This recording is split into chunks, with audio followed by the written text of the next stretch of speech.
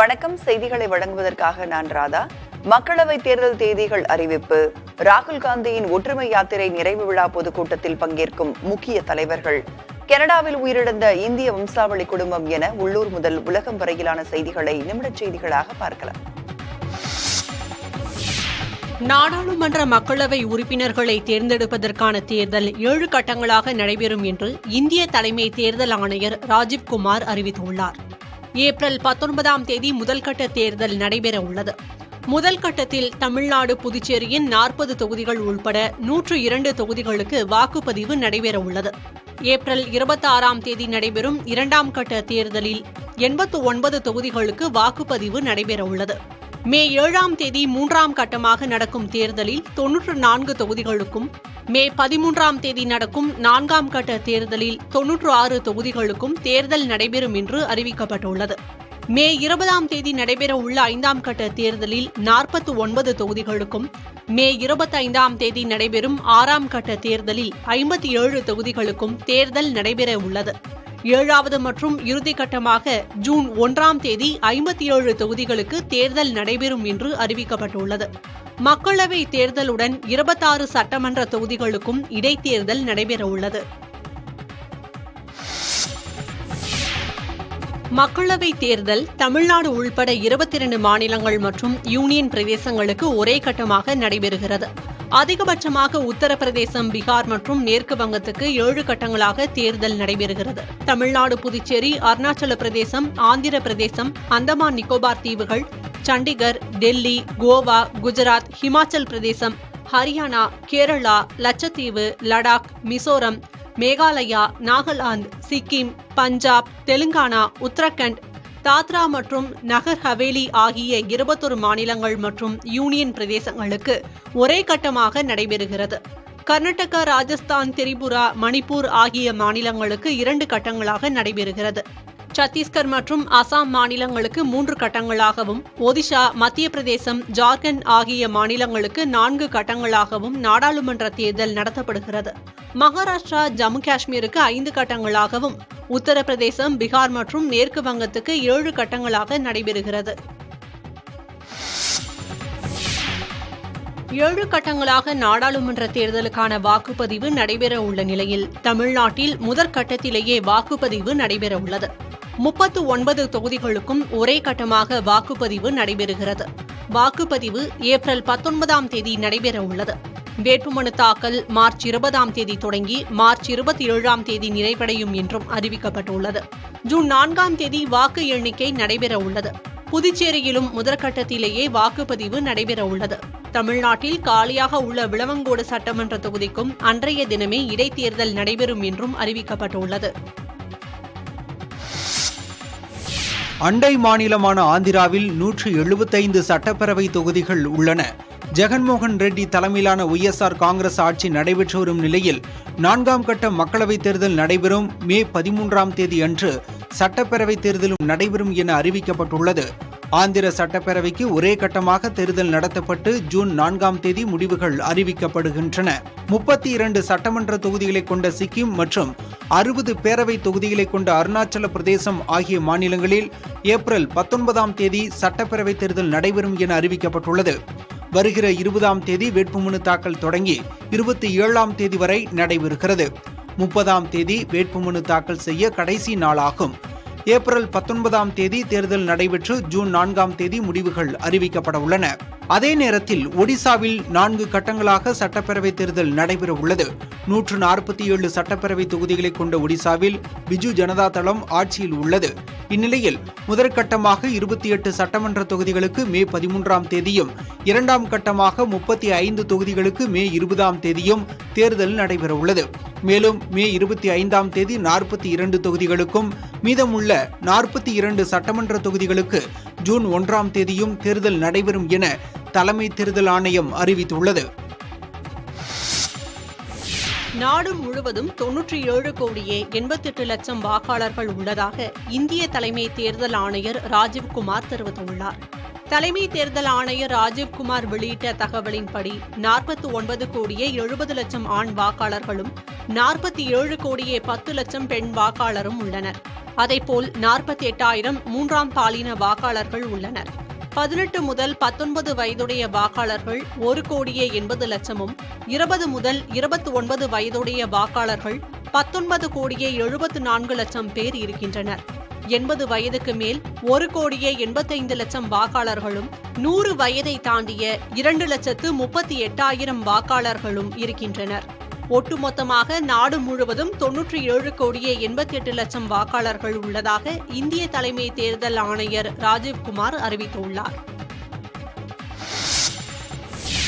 நாடாளுமன்ற தேர்தல் நடத்துவதற்கான அறிவிப்பை தலைமை தேர்தல் ஆணையம் அறிவித்த நிலையில் அதற்கான ஏற்பாடுகள் குறித்து தலைமை தேர்தல் ஆணையர் ராஜீவ்குமார் அறிவித்தார்.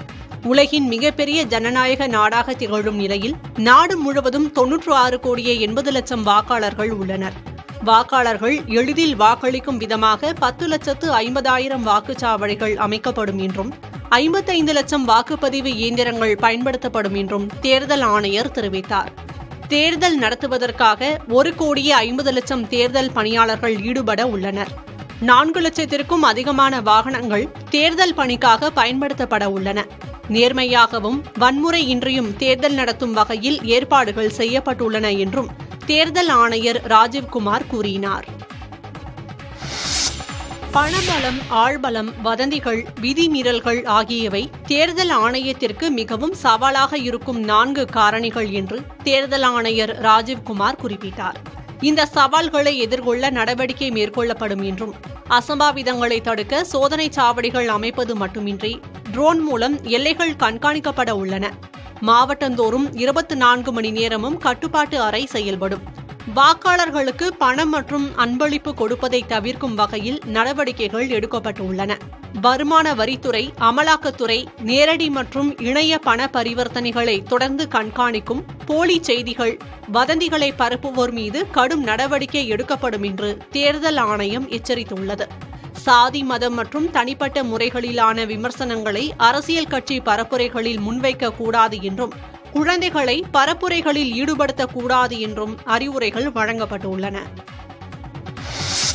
தமிழகத்தில் மாற்றுத்திறனாளிகள் மற்றும் 80 வயதிற்கு மேற்பட்டவர்கள் வீட்டில் இருந்தே வாக்களிக்க ஏற்பாடு செய்யப்படும் என மாநில தலைமை தேர்தல் அதிகாரி சத்யபிரதா சாஹூ தெரிவித்துள்ளார். இஃப்தார் நோன்பு திறப்பு நிகழ்ச்சியில் தலைவர்கள் பங்கேற்க தடையில்லை, ஆனால் வாக்கு சேகரிக்க கூடாது என்றும் கூறிய அவர் தமிழகத்தில் 6 கோடியே 18 லட்சம் பேர் வாக்களிக்க தகுதி உள்ளவர்கள் என தெரிவித்தார். 3 கோடியே 14 லட்சம் பெண்கள் மற்றும் 3 கோடியே 3 லட்சம் ஆண்கள், மூன்றாம் பாலினத்தவர்கள் 8,294 பேர் வாக்களிக்க தகுதியானவர்கள் என கூறிய சத்யபிரதா சாஹூ தமிழகத்தில் முதல் முறை வாக்காளர்களாக 9,52,000 பேர் உள்ளனர் என தெரிவித்துள்ளார்.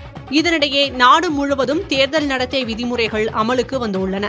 தமிழகத்திலும் தேர்தல் நடத்தை விதிப்படி சென்னை தலைமைச் செயலகத்தில் வைக்கப்பட்டிருந்த முதலமைச்சரின் படங்கள் மற்றும் மாநில அரசின் சாதனை விளக்கப்படங்கள் உள்ளிட்டவை அகற்றப்பட்டுள்ளன.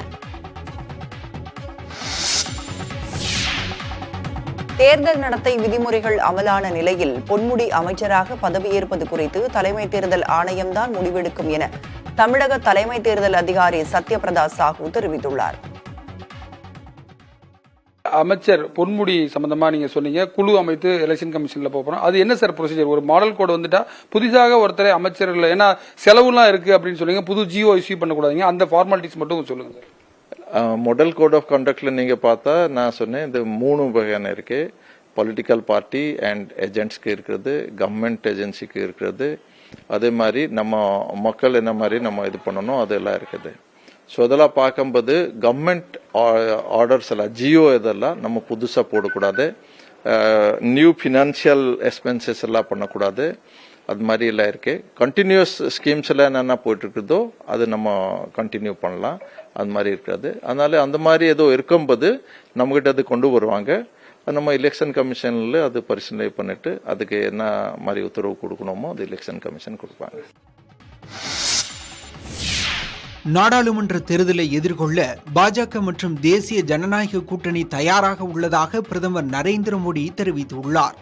தேர்தல் தேதி அறிவித்த நிலையில் எக்ஸ் வலைதள பக்கத்தில் பதிவிட்டுள்ள பிரதமர், நல்லாட்சி மற்றும் அனைத்து துறைகளிலும் சிறப்பான செயல்பாடுகள் மூலம் பாஜக மற்றும் என்டிஏ கூட்டணி மக்களிடம் சென்றுள்ளது என கூறியுள்ளார்.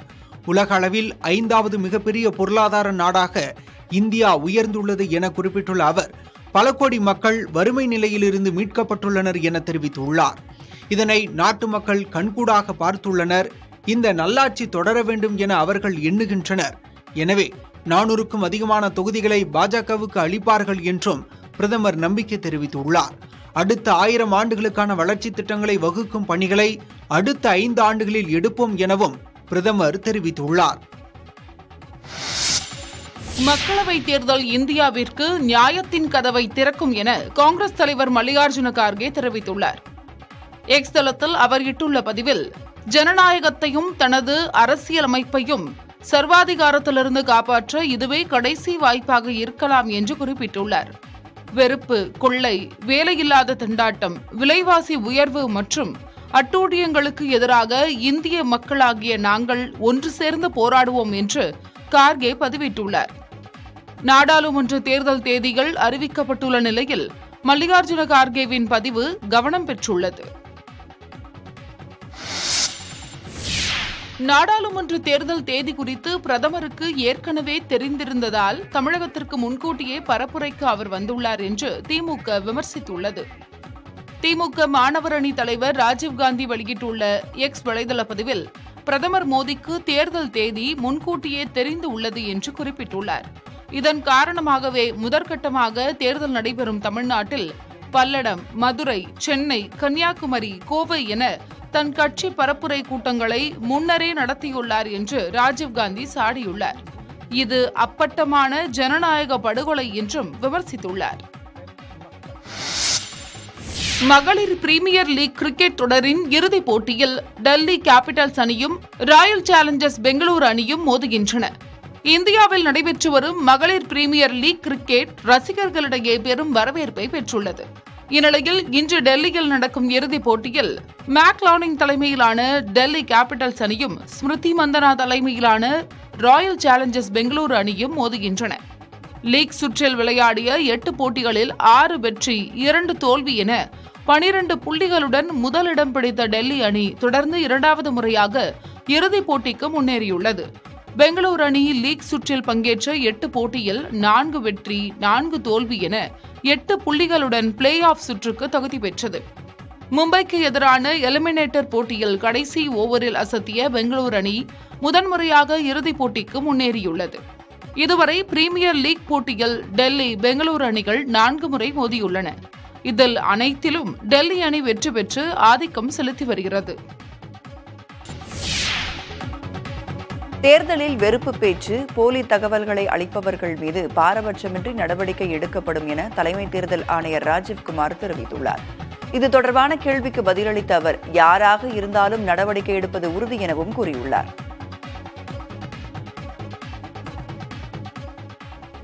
I am Ashlyn Matthew, National Herald. You had said in your speech that there should be no hate speech. There will be a calibrated approach to code violations. But there have been several complaints against the Prime Minister and Amit Shah, but none of the EC has not taken action against them. But you have taken action against the opposition leaders. So even if you take a calibrated approach, so won't it be the opposition leaders who get picked up more, who will get notice from you more than the ruling party leaders? आप पिछले 8, 10, 11 elections की सारे आरोप जितने हमारे पास आए हैं वो सबको एक बार पढ़िए. सबको पढ़ने के बाद सबके नोटिसेस देखिए जो हमने दिए हैं. उसमें जहां जहां कोई भी वायलेशन एस्टेब्लिश होता हो उस नोटिस के बाद जवाब आने के बाद भी हमने, ऐसा नहीं है सब में कार्रवाई की है. We are very, as I said, they are kind of a moral censor which we have in the beginning issued. और जिस किसी के भी खिलाफ में अगर कहीं भी कोई केस बनेगा, howsoever high star campaigner he or she may be, we will not sit back, we will take action.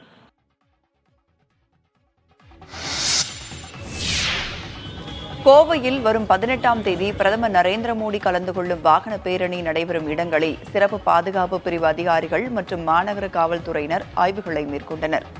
வரும் 18ஆம் தேதி கோவை வரும் பிரதமர் நரேந்திர மோடி பாஜக சார்பில் நடைபெறும் வாகன பேரணி நிகழ்ச்சியில் கலந்து கொள்கிறார். இதற்காக கோவை மாவட்ட பாஜக சார்பில் மாநகர காவல்துறையிடம் அனுமதி கோரி கடிதம் அனுப்பப்பட்ட நிலையில் பாதுகாப்பு காரணங்களுக்காக மாநகர காவல்துறை அனுமதி மறுத்தனர். இதனால் சென்னை உயர்நீதிமன்றத்தை நாடி பிரதமரின் வாகன பேரணிக்கு அனுமதி பெற்றனர். முன்னதாக 4.5 கிலோமீட்டர் தொலைவிற்கு வாகன பேரணி ஏற்பாடு செய்யப்பட்டிருந்த நிலையில் பாதுகாப்பு காரணங்களாக 2.5 கிலோமீட்டர் தொலைவிற்கு குறைக்கப்பட்டது. இந்த நிலையில் பிரதமர் வாகன பேரணி செல்ல உள்ள சாய்பாபா காலனியில் இருந்து ஆர்எஸ்புரம் வரையில் மாநகர காவல்துறையினர் பாதுகாப்பு மற்றும் கண்காணிப்பை தீவிரப்படுத்தியுள்ளனர். கோவையில் முகாமிட்டுள்ள பிரதமரின் சிறப்பு பாதுகாப்பு பிரிவு அதிகாரிகள் மாநகர காவல்துறை அதிகாரிகளுடன் இணைந்து ஆர்எஸ்புரம் உள்ளிட்ட பகுதிகளில் ஆய்வு மேற்கொண்டனர்.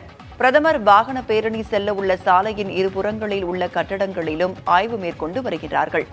பிரதமர் வருகையை முன்னிட்டு கோவை மாநகரில் முக்கிய பகுதிகள் காவல்துறையினரின் கட்டுப்பாட்டுக்குள் கொண்டுவரப்பட்டுள்ளது.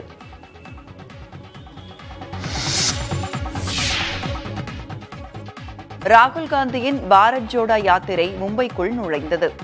காங்கிரஸ் மூத்த தலைவர் ராகுல் காந்தியின் பாரத் ஜோடோ யாத்திரை ஞாயிற்றுக்கிழமையுடன் நிறைவடைகிறது.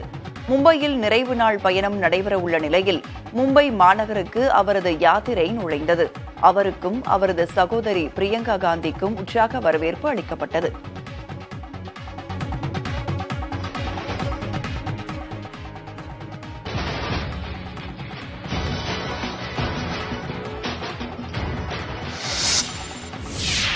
மும்பையில் நடைபெறும் பொதுக்கூட்டத்தில் முதலமைச்சர் மு.க.ஸ்டாலின் உள்ளிட்ட இந்தியா கூட்டணி கட்சி தலைவர்கள் சங்கமிக்கின்றனர்.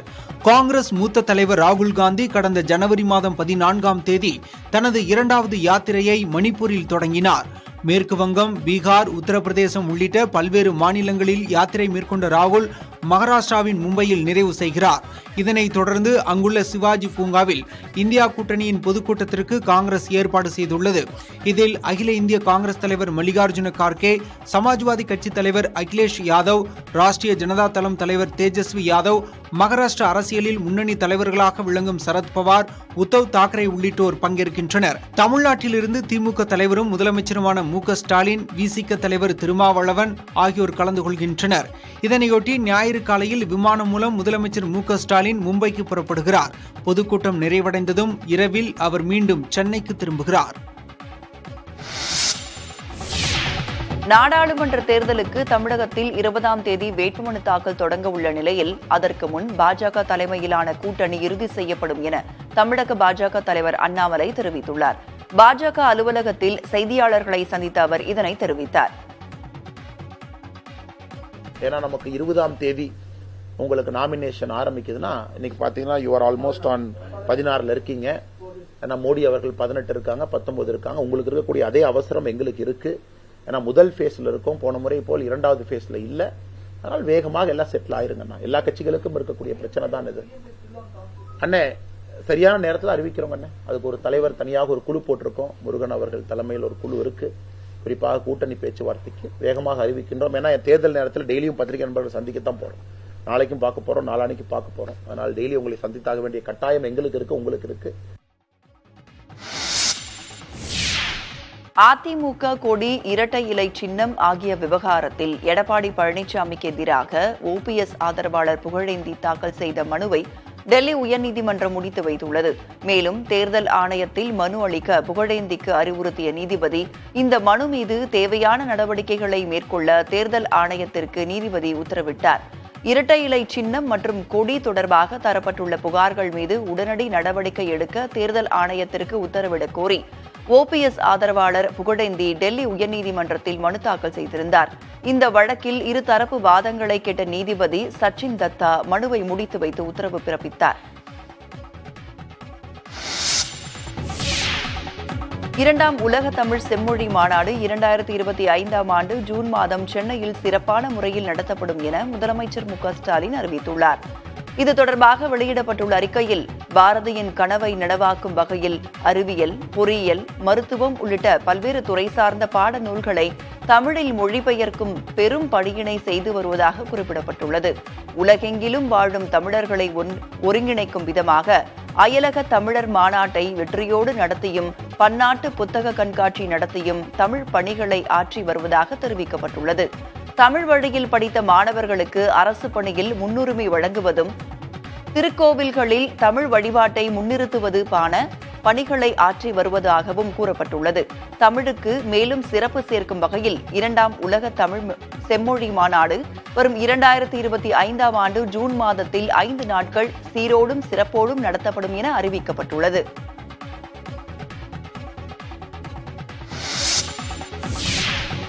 போதைப் பொருட்கள் கடத்தல் வழக்கில் கைதாகியுள்ள ஜாஃபர் சாதிக்கின் நீதிமன்ற காவலை மேலும் 3 நாட்களுக்கு நீடித்து டெல்லி பாட்டியாலா ஹவுஸ் நீதிமன்றம் உத்தரவிட்டுள்ளது. டெல்லியில் சூடபெட்ரின் என்ற போதைப் பொருட்கள் சிக்கிய விவகாரத்தில் 3 பேர் கைது செய்யப்பட்ட நிலையில் அவர்கள் அளித்த தகவலின் அடிப்படையில் தமிழ் திரைப்பட தயாரிப்பாளரும் திமுக முன்னாள் நிர்வாகியுமான ஜாஃபர் சாதிக் கடந்த 9ஆம் தேதி கைது செய்யப்பட்டார். ஜாஃபர் சாதிக்கை காவலில் எடுத்துள்ள போதை தடுப்பு பிரிவினர் டெல்லியில் ரகசிய இடத்தில் வைத்து விசாரித்து வருகிறார்கள்.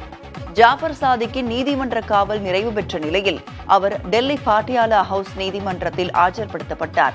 அப்போது அவரது வீடு, அலுவலகங்களிலிருந்து கைப்பற்றப்பட்ட பொருட்கள், ஆவணங்கள் குறித்து ஜாஃபர் சாதிக்கிடம் மேலும் விசாரிக்க வேண்டியிருப்பதாகவும், எனவே 3 நாட்கள் காவலை நீடிக்க வேண்டும் என போதை தடுப்பு பிரிவினர் நீதிமன்றத்தில் வலியுறுத்தினர்.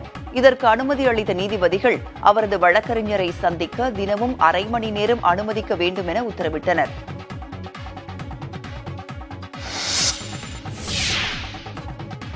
சோமாலியா கடற்கொள்ளையர்களின் கட்டுப்பாட்டின் கீழ் இருந்த கப்பலை இடைமறித்து கடற்கொள்ளையர்களை இந்திய கடற்படையினர் சரணடைய வைத்துள்ளனர். சோமாலியா கடற்கொள்ளையர்களால் கைப்பற்றப்பட்டிருந்த MV ரயான் சரக்கு கப்பலில் கப்பல் குழுவினர் பலர் சிக்கியிருப்பதாக தகவல்கள் கிடைத்தன. இதனையடுத்து கடந்த 15ஆம் தேதி இந்திய கடல் பகுதிக்கு அருகே வந்த அந்த கப்பலை இந்திய கடற்படை வீரர்கள் INS கொல்கத்தா போர்க்கப்பல் மூலம் வெற்றிகரமாக இடைமறித்து நிறுத்தினர். அப்போது கடற்படையினர் மீது கடற்கொள்ளையர்கள் தாக்குதல் நடத்தியுள்ளனர். இதற்கு பதிலடி கொடுக்கும் வகையில் இந்திய கடற்படையினர் துப்பாக்கிச்சூடு தாக்குதலில் ஈடுபட்டிருந்தனர். இந்த நிலையில் இந்திய கடற்படை வீரர்களின் துரித நடவடிக்கையால் கப்பலில் இருந்த கடற்கொள்ளையர்கள் 35 பேரும் சரணடைந்துள்ளனர். இதனையடுத்து ஹெலிகாப்டர்கள் மற்றும் படகுகள் மூலம் பிணை கைதிகளாக இருந்த கப்பல் குழுவினர் 17 பேரும் பாதுகாப்பாக மீட்கப்பட்டுள்ளனர். மீட்பு பணிகள் தொடர்பான விவரத்துடன் அதன் புகைப்படங்களையும் இந்திய கடற்படையின் செய்தி தொடர்பாளர் தனது எக்ஸ் வலைதள பக்கத்தில் வெளியிட்டுள்ளார். திமுக அரசின் கடும் எதிர்ப்பையும் மீறியே கச்சத்தீவு இலங்கைக்கு தாரை வார்க்கப்பட்டது என்பதை மக்கள் அறிவார்கள் என குறிப்பிட்டுள்ளார். நாட்டின் ஒரு பகுதியை மாநில அரசால் மற்றொரு நாட்டிற்கு வழங்க முடியும் என நம்புகிற அளவிற்கு பிரதமர் அப்பாவியாக இருக்கிறாரா எனவும், கச்சத்தீவை மீட்க கடந்த 10 ஆண்டுகளில் பாரதிய ஜனதா அரசு மேற்கொண்ட நடவடிக்கை என்ன என்றும் அவர் வினவியுள்ளார். அதானி நிறுவனத்தின் வர்த்தக நலனுக்காக இலங்கை அரசிற்கு அழுத்தம் கொடுத்த மத்திய பாஜக அரசு இந்திய மீனவர்களின் பாரம்பரிய உரிமைக்காக வாய் திறக்காதது ஏன் எனவும், தமிழக மீனவர்களின் படகுகளை பறிமுதல் செய்து இலங்கை அரசு நாட்டுடைமையாக்குவதற்கு கண்டனம் தெரிவிக்காதது ஏன் எனவும் கேள்வி எழுப்பியுள்ளார். 2வது முறையாக கைது செய்யப்படும் மீனவர்களுக்கு சிறை தண்டனை வழங்கும் நடைமுறை பாஜக ஆட்சியில் ஏற்பட்டதுதான் என்றும் முதலமைச்சர் மு.க.ஸ்டாலின் குற்றஞ்சாட்டியுள்ளார். தமிழ்நாட்டிற்கான சிறப்பு திட்டங்களை பேச முடியாமல் வழக்கமான பொய்களையே பிரதமர் கூறியதாகவும் அவர் சாடியுள்ளார்.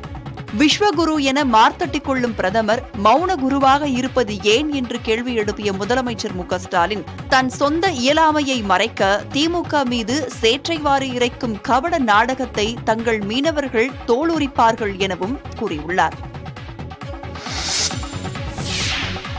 கச்சத்தீவு விவகாரத்தில் எதுவும் தெரியாது என முதலமைச்சர் மு.க.ஸ்டாலின் கபட நாடகம் ஆடுவதாக பாஜக மாநில தலைவர் அண்ணாமலை விமர்சனம் செய்துள்ளார்.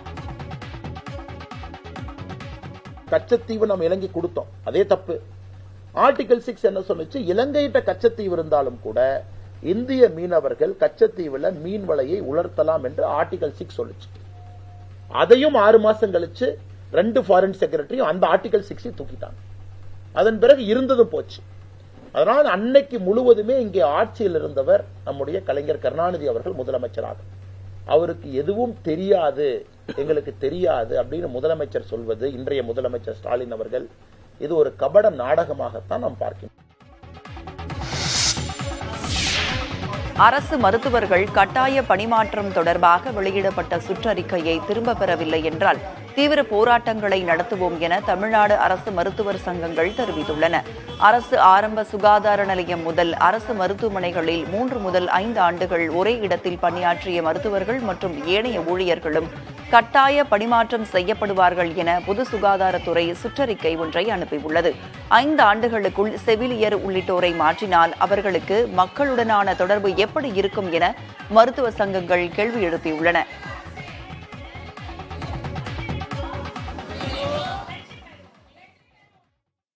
கிட்டத்தட்ட ஒரு 60 வருஷ காலத்தில் இது போன்ற நிகழ்ச்சி நடந்ததில்லை. அதாவது பொதுவாக அந்த கம்பல்சரி டிரான்ஸ்ஃபர்னு கவர்மெண்ட்டில் உள்ள ஒரு ரூல்ஸ் வந்து ஜென்ரலாக சென்சிட்டிவ் டிபார்ட்மெண்ட்ஸ், போலீஸ், ரெவென்யூ, இந்த மாதிரி higher officials, district level officials, இவங்களுக்கு தான் அந்த மாதிரி இருக்கும். அது மெயினாக வந்து இந்த கரப்ஷன்லாம் அவாய்ட் பண்ணணுன்றதுக்காக. கரப்ஷனே இல்லாத ஒரு டிபார்ட்மெண்ட் இந்த பிஹெச்சி சைட்லலாம் இருக்கிற நம்ம ஹெல்த் டிபார்ட்மெண்ட்ஸ்லாம் ஒரு கரப்ஷனே கிடையாது. அது மட்டும் இல்லாமல் விஹெச்என் மிச்ச கேட்டகரி ஹெல்த் இன்ஸ்பெக்டர்லாம் கிராமத்தில் 10 வருஷமாக அவங்க ஒரு வீடாக பழகி அதை அப்படி இம்ப்ளிமெண்ட் பண்ணால் தான் ப்ரோக்ராம் இம்ப்ளிமெண்ட் பண்ண முடியும். அவங்கள இப்போ 3 இயர்ஸில் கம்பல்சரி டிரான்ஸ்ஃபர்னால் எந்த விஹெச்னும் ஒரு 10,000 பாப்புலேஷனை கவர் பண்ணவே முடியாது 3 இயர்ஸில். அதனால் டோட்டலாகவே அந்த கான்செப்டே ஃபெயிலியர் ஆயிரும். இதெல்லாம் நம்ம எடுத்து சொல்லியிருக்கிறோம்.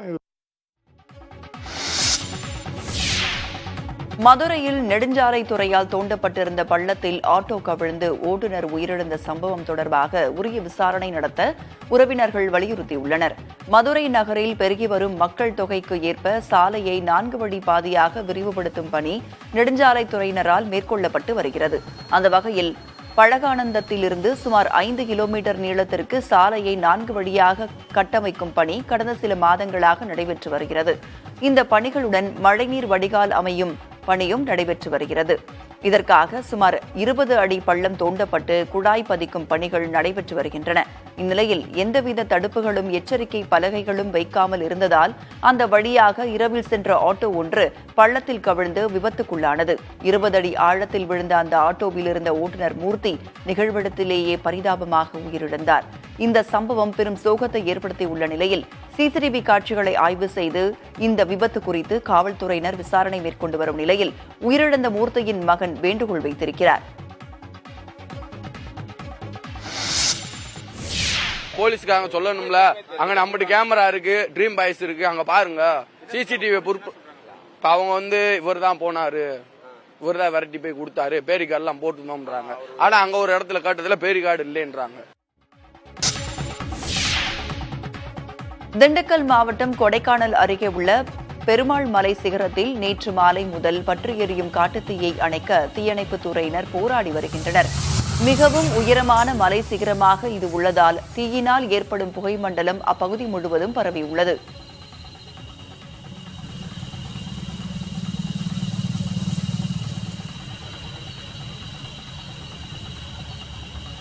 வனத்துறையினர் பல குழுக்களாக பிரிந்து சிகரத்தின் 4 சரிவுகளில் எரியும் தீயை கட்டுப்படுத்த தீ தடுப்பு கோடுகள் அமைத்து போராடி வருகின்றனர்.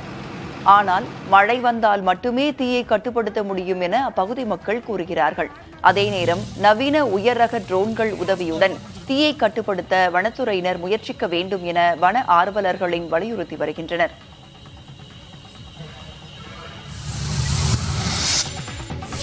டெல்லியில் உள்ள பிரபல உணவகத்தில் பெண் வாடிக்கையாளர் ஒருவர் வாங்கிய தோசையில் கரப்பான் பூச்சி இருந்தது அதிர்ச்சியை ஏற்படுத்தியுள்ளது. டெல்லியில் உள்ள மெட்ராஸ் காஃபி ஹவுஸ் உணவகத்தில் பெண் வாடிக்கையாளர் ஒருவர் தோசை ஆர்டர் செய்துள்ளார். அவருக்கு வழங்கப்பட்ட உணவில் 8 கரப்பான் பூச்சிகள் இருந்ததைக் கண்டு அதிர்ச்சியடைந்த அந்த வாடிக்கையாளர் இது தொடர்பான வீடியோவை சமூக வலைதளத்தில் பதிவேற்றியுள்ளார். இந்த சம்பவத்தை கடுமையாக விமர்சித்துள்ள நெட்டிசன்கள் இது ஏற்க முடியாதது என்றும் குறிப்பிட்ட அந்த உணவகத்தின் உரிமத்தை ரத்து செய்ய வேண்டும் எனவும் கோரிக்கை விடுத்துள்ளனர். கனடாவில் வீட்டில் ஏற்பட்ட தீ விபத்தில் சிக்கி இந்திய வம்சாவளி குடும்பத்தை சேர்ந்த 3 பேர் பரிதாபமாக உயிரிழந்தனர். ஆன்டாரியோ மாகாணத்தில் ராஜீவ் பாரி ஷில்பா தம்பதியினர் தங்கள் 16 வயது மகளுடன் வசித்து வந்துள்ளனர். இந்திய வம்சாவளியை சேர்ந்த இவர்கள் தங்கியிருந்த வீட்டில் கடந்த 7ஆம் தேதி திடீர் தீ விபத்து ஏற்பட்டுள்ளது. தீ மளமளவென வீடு முழுவதும் பரவியதால் வீட்டிலிருந்து வெளியே தப்ப முடியாமல் 3 பேரும் நிகழ்விடத்திலேயே பரிதாபமாக உயிரிழந்தனர். தகவல் அறிந்து நிகழ்விடத்திற்கு விரைந்த தீயணைப்பு படையினர் நீண்ட நேரம் போராடி தீயை அணைத்தனர். இதனையடுத்து கருகிய நிலையில் மீட்கப்பட்ட 3 பேரின் உடல்களும் மருத்துவமனைக்கு அனுப்பி வைக்கப்பட்டன. இந்த தீ விபத்து சம்பவம் கடந்த 7ஆம் தேதி நடந்த நிலையில் ஒரு வாரத்திற்கு பிறகு தற்போது அது குறித்து தெரிய வந்துள்ளது. இதற்கிடையே இந்த சம்பவம் குறித்த விசாரணை மேற்கொள்ளப்பட்டு வருகிறது. இதில் சதித்திட்டம் தீட்டப்பட்டிருக்கக்கூடும் என சந்தேகிக்கப்படுகிறது.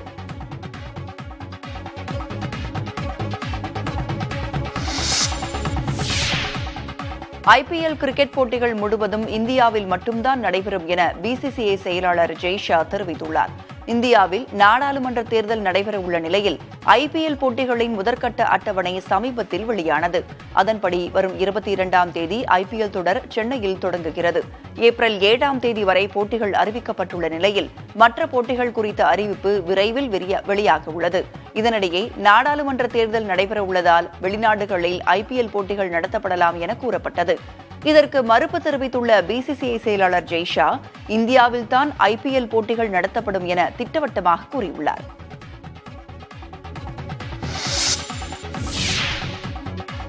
IPL தொடருக்கான புதிய ஜெர்சியை பஞ்சாப் கிங்ஸ் அணி அறிமுகப்படுத்தியுள்ளது.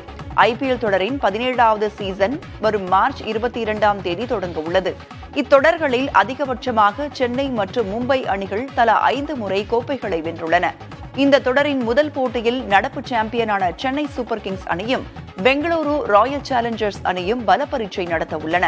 இந்த தொடருக்கான அனைத்து அணிகளும் தங்களது வீரர்களை ஒன்றிணைத்து தீவிர பயிற்சியை மேற்கொண்டு வருகின்றன. இந்நிலையில் 2024ஆம் ஆண்டு IPL தொடருக்கான புதிய ஜெர்சியை பஞ்சாப் கிங்ஸ் அணி அறிமுகம் செய்துள்ளது. ஜெர்சியின் புகைப்படத்தை பஞ்சாப் அணி தனது எக்ஸ் சமூக வலைதள பக்கத்தில் பதிவு செய்துள்ளது. மார்ச் 23ஆம் தேதி பஞ்சாப் கிங்ஸ் அணி தனது முதல் போட்டியில் டெல்லி கேபிட்டல்ஸ் அணியுடன் மோதுகிறது. நடிகர் விஜய் நடித்துள்ள அழகிய தமிழ் மகன் திரைப்படம் வருகிற 22ஆம் தேதி மறு வெளியீடு செய்யப்பட உள்ளது. இயக்குனர் பரதன் இயக்கத்தில் விஜய், ஸ்ரேயா நடிப்பில் கடந்த 2007ஆம் ஆண்டு வெளியான திரைப்படம் அழகிய தமிழ் மகன். இப்படத்தில் விஜய் இரட்டை வேடத்தில் நடித்திருந்தார். படம் வெளியாகி கலவையான விமர்சனங்களை பெற்ற நிலையில் AR ரகுமான் இசையமைத்து பாடல்கள் அனைத்தும் இன்றும் மக்கள் கொண்டாடி வருகின்றனர். கண்ணுக்குள் நிலவு, பிரியமுடன் போன்ற படங்களை தொடர்ந்து இந்த படத்திலும் எதிர்மறை கதாபாத்திரத்தில் நடித்து ரசிகர்களை கவர்ந்திருப்பார் நடிகர் விஜய். இந்நிலையில் இப்படம் வரும் 22ஆம் தேதி மறு வெளியீடு செய்யப்படுவதாக தயாரிப்பு நிறுவனம் அறிவித்துள்ளது. தி கோட் லைஃப் படத்திற்கு 4 மொழிகளில் நடிகர் பிருத்திவிராஜ் சுகுமாரன் டப்பிங் முடித்திருக்கிறார். உண்மை கதையை அடிப்படையாக கொண்டு சர்வைவல் அட்வென்ச்சராக உருவாகியுள்ள தி கோட் லைஃப் திரைப்படம் மார்ச் 28ஆம் தேதி உலகம் முழுவதும் வெளியாகிறது. தேசிய விருது பெற்ற இயக்குனர் பிளஸி இந்த படத்தை இயக்கியுள்ளார். இந்த படத்தில் ஹாலிவுட் நடிகர் ஜிம்மி ஜீன் லூயிஸ், இந்திய நடிகர்களான KR கோகுல், அமலா பால் மற்றும் பிரபல அரபு நடிகர்களான தலிபல் பலுஷி மற்றும் ரிக் அபி ஆகியோர் முக்கிய கதாபாத்திரங்களில் நடித்திருக்கின்றனர். இப்படத்திற்கு இசையமைப்பாளர் AR ரகுமான் இசையமைத்துள்ளார். மலையாள இலக்கிய உலகில் மிகவும் பிரபலமான மற்றும் விற்பனையில் சாதனை படைத்த ஆடு ஜீவிதம் நாவலை அடிப்படையாக கொண்டு இந்த திரைப்படம் உருவாகியுள்ளது. தேர்தல் நடத்தை விதி அமலுக்கு பின் சென்னையில் 1,42 லட்சம் ரூபாய் ஹவாலா பணத்தை காவல்துறையினர் பறிமுதல் செய்தனர். யானைகவுனி பகுதியில் தனியார் அலுவலகம் ஒன்றில் பெரிய அளவில் ஹவாலா பணப்பரிமாற்றம் நடைபெறுவதாக காவல்துறையினருக்கு தகவல் கிடைத்தது. இதனையடுத்து அங்கு சென்று சோதனை செய்தபோது ஒரு பையில் 1,42 லட்சம் ரூபாய் பணம் இருந்தது தெரியவந்தது. இதனையடுத்து பணம் வைத்திருந்த யாசர் அராபத், அதனை வாங்க வந்த குணா ஜெயின் மற்றும் ஒரு நபரை காவல்துறையினர் கைது செய்தனர். யாசர் அராபத்திடம் விசாரணை மேற்கொண்டதில் ராமநாதபுரத்தை சேர்ந்த ஒருவர் சொல்லும் கட்டளைக்கு ஏற்ப பணத்தை கொடுப்பதை வழக்கமாக வைத்து இருந்ததும் குணா ஜெயின் பணத்தை வாங்க வந்ததும் தெரியவந்தது. இதுகுறித்து வருமான வரித்துறை அதிகாரிகளுக்கு தகவல் அளித்ததன் பேரில் அதிகாரிகள் பையில் இருந்த பணம் மற்றும் பிடிபட்டவர்களை அழைத்துச் சென்று ஹவாலா பணப்பரிமாற்ற பின்னணியில் யார் யார் இருக்கின்றனர் என விசாரணை நடத்தி வருகின்றனர்.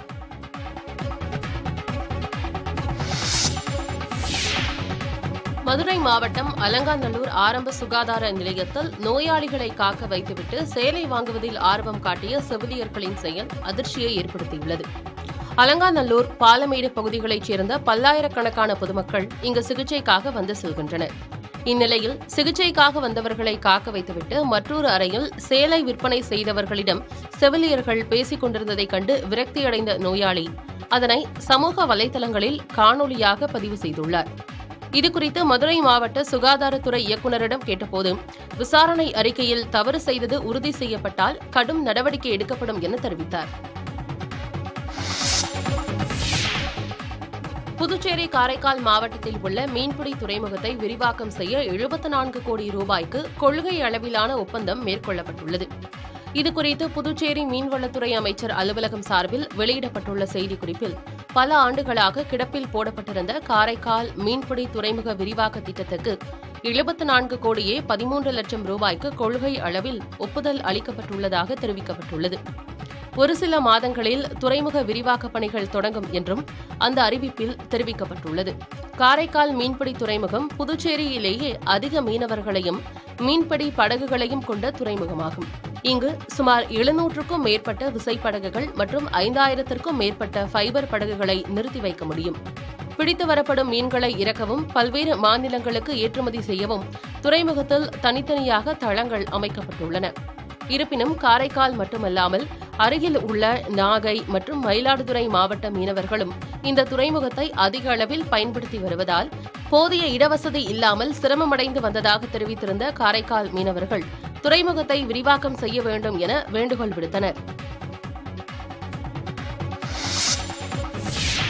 நெல்லையில் சுங்க கட்டணம் செலுத்த போதிய பணம் இல்லாததால் அரசு பேருந்தை சாலைக்குள் அனுமதிக்க சுங்கச்சாவடி ஊழியர்கள் மறுத்திருக்கிறார்கள். வள்ளியூர் பணிமனையிலிருந்து திருநெல்வேலிக்கு இயக்கப்பட்ட அரசு பேருந்தில் ஒரு பயணி மட்டுமே பயணம் செய்ததாக கூறப்படுகிறது. அப்போது பேருந்து நாங்குநேரி சுங்கச்சாவடிக்கு வந்த நிலையில் ஃபாஸ்டாகில் போதுமான பணம் இல்லாததால் சுங்கசாலை வழியாக பேருந்தை அனுமதிக்க ஊழியர்கள் மறுத்திருக்கிறார்கள். இதனால் வேறு வழியின்றி ஓட்டுநர் பேருந்தை எதிர் திசையில் திருப்பி சுமார் 6 கிலோமீட்டர் தூரம் சுற்றி மாற்றுப்பாதையில் நெல்லைக்கு இயக்கியுள்ளனர். இதுபோல பல பேருந்துகளில் கட்டணம் சரிவர கட்டாத காரணத்தில் தான் சுங்கச்சாவடி ஊழியர்கள் கண்டிப்பாக நடந்து கொள்வதாக கூறப்படுகிறது. இதுகுறித்து வள்ளியூர் பணிமனை கிளை மேலாளரிடம் கேட்டபோது, வழக்கமான பேருந்து பழுது ஏற்பட்டதால் மாற்று பேருந்து இயக்கப்பட்டது என்றும், மாற்று பேருந்து என்பதால் மாதம் ஒரு முறை செலுத்தும் சுங்க கட்டணம் செலுத்தப்படவில்லை எனவும், இதுபோன்ற கவனக்குறைவு தவறுகள் இனிமேல் ஏற்படாது என்றும் தெரிவித்தார்.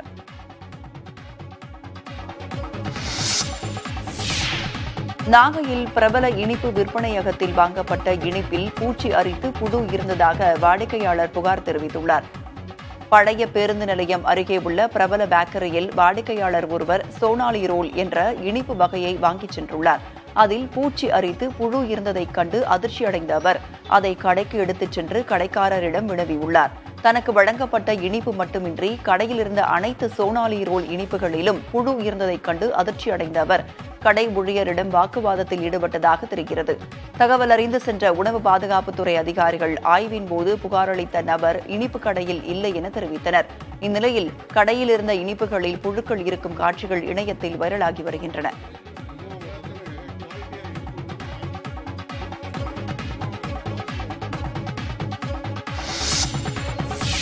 புதுச்சேரி மாநிலம் காரைக்காலில் உள்ள பொதுப்பணித்துறை தலைமை அலுவலகத்தில் ஏற்பட்ட தீ விபத்தில் முக்கிய ஆவணங்கள் தீயில் எரிந்து சாம்பலானது. காரைக்கால் மாவட்ட ஆட்சியர் அலுவலகம் அருகே பொதுப்பணித்துறை தலைமை அலுவலகம் செயல்பட்டு வருகிறது. பொதுப்பணித்துறையின் முதல் தளத்தில் செயல்பட்டு அலுவலகத்தில் இருக்கும் ஆவண காப்பக அறையில் திடீரென பயங்கர தீ விபத்து ஏற்பட்டது.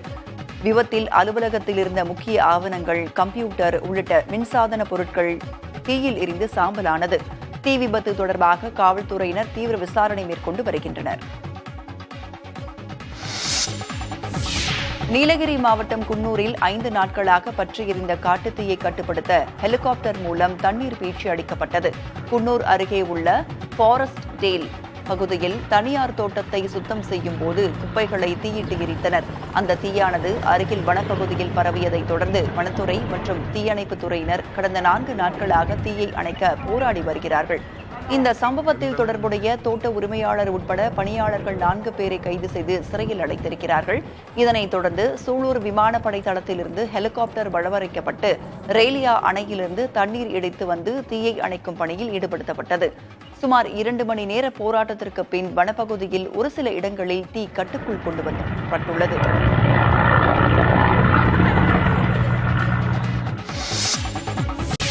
இந்திய கிரிக்கெட் வீரர் ரவிச்சந்திரன் அஸ்வினுக்கு தமிழ்நாடு கிரிக்கெட் சங்கம் சார்பில் 1 கோடி ரூபாய் ரொக்கம் மற்றும் 500 தங்க நாணயங்கள் வழங்கி பாராட்டு தெரிவிக்கப்பட்டது. இந்திய கிரிக்கெட் அணியின் சுழற்பந்து வீச்சாளரான ரவிச்சந்திரன் அஸ்வின் டெஸ்ட் போட்டிகளில் 500 விக்கெட்டுகளை வீழ்த்தியும் 100வது டெஸ்ட் போட்டியில் விளையாடியும் அண்மையில் சாதனை நிகழ்த்தினார். இதனையடுத்து அஸ்வினின் சாதனையை கௌரவிக்கும் விதமாக தமிழ்நாடு கிரிக்கெட் சங்கம் சார்பில் பாராட்டு விழா நடத்தப்பட்டது. சென்னையில் நடந்த இந்த விழாவில் பிசிசிஐ தலைவர் ரோஜர் பென்னி, பிசிசிஐ முன்னாள் செயலாளர் ஸ்ரீனிவாசன், முன்னாள் கிரிக்கெட் வீரர் அனில் கும்ப்ளே, ஸ்ரீகாந்த் மற்றும் தமிழ்நாடு கிரிக்கெட் சங்க நிர்வாகிகள் பலர் பங்கேற்றனர். அப்போது விழாவில் ரவிச்சந்திரன் அஸ்வினுக்கு செங்கோல் வழங்கி கௌரவிக்கப்பட்டது. அண்மை செய்திகளுக்காக இணைந்திருங்கள் புதிய தலைமுறையுடன்.